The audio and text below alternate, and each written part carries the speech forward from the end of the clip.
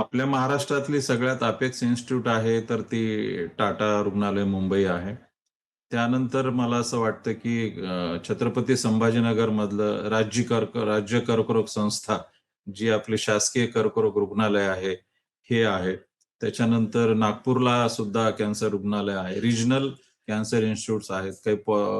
काही प्रायव्हेट पण आहेत. तर अंडर वन रूफ म्हणजे एकाच छताखाली सर्व सुविधायुक्त जे काही कॅन्सर रुग्णालय आहेत, तर ही अशी आहेत. तर इथे आपण घेऊ शकतो. बाहेर जर आपण खर्च करायला म्हणजे कॅन्सरची ट्रीटमेंट घेतली, तर ती खूप महागडी आहे. म्हणजे ती जवळपास म्हणजे 4,00,000 पासून 5-10 लाखापर्यंत जशी ती घेतल्या गेली तशी आहे.